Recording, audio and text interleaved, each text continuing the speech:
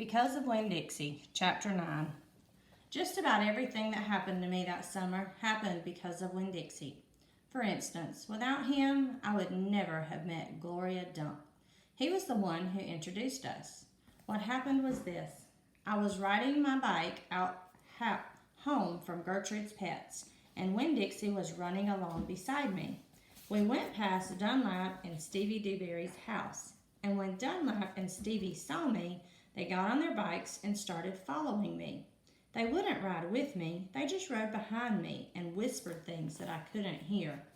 Neither one of them had any hair on his head because their mamas shaved their heads every week during the summer because of the one time Dunlap got fleas in his hair from their cat, Sadie.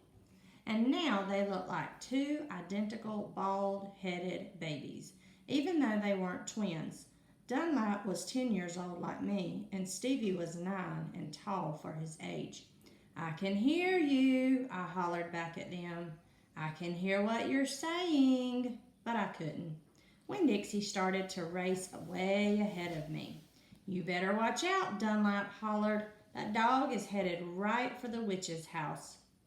"Winn-Dixie," I called, but he kept on going faster and hopped a gate and went into the most overgrown jungle of a yard that I had ever seen. "You better go get your dog out of there," Dunlap said. "The witch will eat that dog," Stevie said. "Hush," I told them. I got off my bike and went up to the gate and hollered, "Winn-Dixie, you better come on out of there." But he didn't. "She's probably eating him right now," Stevie said. He and Dunlap were standing behind me. "She eats dogs all the time." "Go, get lost, you bald-headed babies," I said. "Hey," said Dunlap, "that ain't a very nice way for a preacher's daughter to talk." He and Stevie backed up a little. I stood there and thought for a minute. I finally decided that I was way more afraid of losing Winn-Dixie than I was of having to deal with a dog-eating witch. So I went through the gate and into the yard. "That witch is going to eat the dog for dinner and you for dessert," Stevie said. "We'll tell the preacher what happened to you," Dunlap shouted after me. By then, I was deep in the jungle. There was every kind of thing growing everywhere. There were flowers and vegetables and trees and vines.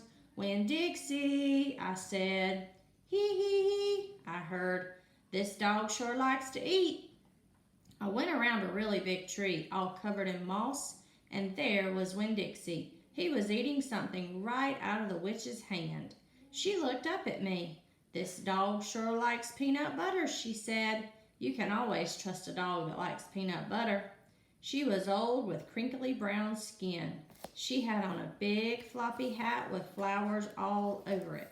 And she didn't have any teeth, but she didn't look like a witch. She looked nice. And Winn-Dixie liked her, I could tell. "I'm sorry he got in your garden," I said. "You ain't got to be sorry," she said. "I enjoy a little company." "My name's Opal," I told her.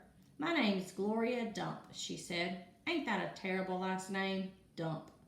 "My last name is Bellini," I said. "Sometimes the kids at school back home in Watley called me lunch meat." "Ha ha," Gloria Dump laughed. "What about this dog? What do you call him?" "Winn-Dixie," I said. Winn-Dixie thumped his tail on the ground. He tried smiling, but it was hard with his mouth all full of peanut butter. "Winn-Dixie," Gloria Dump said. "You mean like the grocery store?" "Yes, ma'am," I said. "Woo-wee," she said. "That takes the strange name prize, don't it?" "Yes, ma'am," I said. "I was just fixing to make myself a peanut butter sandwich," she said. "You want one too?" "All right," I said. "Yes, please." "Go on and sit down," she said, pointing at a long chair with the back all busted out of it. "But sit down careful." I sat down careful, and Gloria Dump made me a peanut butter sandwich on white bread. Then she made one for herself and put her false teeth in to eat it. When she was done, she said to me, "You know my eyes ain't too good at all. I can't see nothing but the general shape of things. So I got to rely on my heart.